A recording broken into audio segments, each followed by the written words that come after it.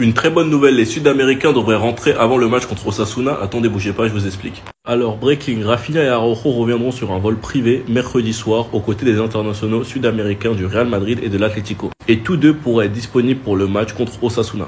Franchement les gars, c'est l'une des meilleures nouvelles. Rafinha, j'ai plus besoin de vous expliquer à quel point il est important. Et Araujo, quand tu regardes tous les blessés, il reste quand même à voir s'il sera titulaire parce qu'il aura quand même joué 2 matchs. Son dernier match avec l'Uruguay, il a joué les 90 minutes. Mais comme défenseur pour l'instant, sans compter Cubarsí. Parce qu'avec Cubarsí, Flick prendra évidemment aucun risque. Comme défenseur actuellement, il y a Eric Garcia. Christensen est censé faire son retour contre l'Atlético, donc c'est pas maintenant. Il y a du coup Eric Garcia. Et Inigo Martinez devrait essayer de faire tout son possible pour revenir à temps et être titulaire contre Osasuna. Et du coup, il devrait avoir Araujo, mais Araujo, on sait pas s'il sera titulaire. Et à ce qui paraît, Flick serait aussi capable de faire jouer Gérard Martin, défenseur central. Enfin bref, quand tu regardes aussi tous les matchs du Barça entre le 27 et le 9 avril, sachant qu'il y a des matchs de Liga, un quart de finale de Ligue des Champions et une demi de Coupe du Roi, franchement, ça va être chaud. Enfin bref, sinon vous les gars, vous en pensez quoi? Ramenez-vous sur Snapchat, on s'ennuie.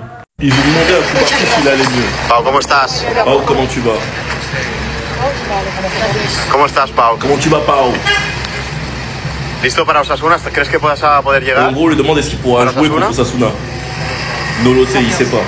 Estás mejor, ¿no? Et ensuite, il lui a demandé s'il se sentait mieux et il a dit oui. Mais du coup, ce que les tests donnent actuellement, attendez, bougez pas, je vous explique. Officiel, les examens effectués ce matin ont montré que Cubarsí souffre d'une élongation du ligament tibiofibulaire antérieur de la cheville droite. Un traitement conservateur suivra et la tolérance à l'activité sera réévaluée dans 48 heures. Donc en gros, son retour contre Osasuna dépendra de l'évolution de sa blessure. Et de toute façon, vous connaissez Flick, aucun risque sera pris. S'il peut pas être à 100%, il ne jouera pas. Les options à ce poste-là, actuellement, je vous parle de là, c'est Eric Garcia, Araujo qui aura joué la veille avec sa sélection, Gérard Martin, Sergi Dominguez. Inigo Martinez fera tout son possible pour être prêt contre Osasuna, il veut se dépasser, donc reste à voir. Christensen, toujours pas de feu vert médical. Donc bon, on se donne rendez-vous la semaine prochaine pour avoir plus de réponses à nos questions. Et toutes les personnes qui sont en manque de Flickball, vous inquiétez pas qu'après la trêve, on sera servi. Avec quasiment 2 matchs par semaine. Enfin bref, sinon vous les gars, vous en pensez quoi? Ramenez-nous sur Snapchat, on s'ennuie. Les U21 devraient rentrer plus tôt, Koundé devrait être mis au banc contre la France. Attendez, bougez pas, je vous explique. Fermin, Gérard Martin et Pablo Torre reviennent à Barcelone demain. Le sélectionneur national a accepté de les laisser partir pour se préparer pour Barcelone. Et ce tweet date d'hier ou d'avant-hier, pas d'aujourd'hui.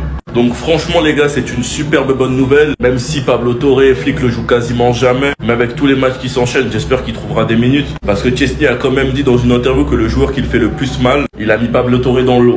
Donc ça veut dire qu'il doit bosser à l'entraînement.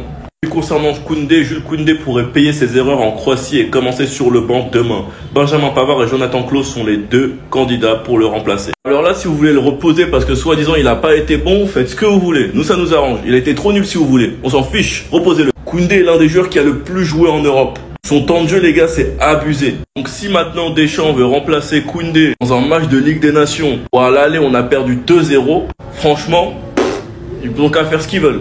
Tant que Deschamps restera en équipe de France, j'aurai un énorme désintérêt envers cette équipe. Parce qu'avec ce qu'il a dit cet été, comme quoi on doit changer de scène si on s'ennuie, moi j'ai pas kiffé.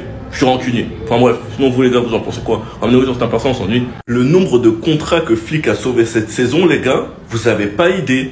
Et merci encore. On va commencer par Rafinha et écouter ce qu'il a dit lui-même. Rafinha comptait quitter le FC Barcelone l'été dernier. J'avais envisagé de quitter Barcelone car je ne me sentais pas bien psychologiquement. Mais Hansi Flick m'a contacté et m'a demandé de venir à l'entraînement avant de prendre une décision car il voulait discuter avec moi et compter sur ma présence. Cela a été décisif dans ma décision de rester. Et regardez-le aujourd'hui, considéré comme l'un des meilleurs joueurs du monde. Je pense que ce qu'il avait vraiment atteint psychologiquement, c'est la personne qui avait fait le maillot de Nico Williams avec le numéro 11.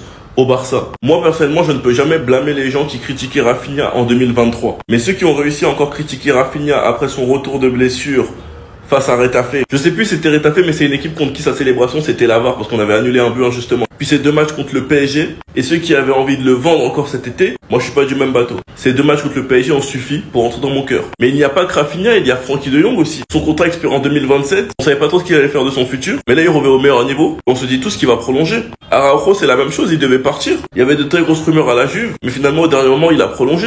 Eric Garcia qui devait partir en décembre. Flick l'a retenu et il s'est montré décisif au final. Puis Flick qui allait te sortir Casado de la baie. Et regardez, on passait à côté de quoi depuis tant d'années. Enfin bref, merci encore Flick. Sinon vous les gars, vous en pensez quoi? Ramenez-vous sur Snapchat, on s'ennuie.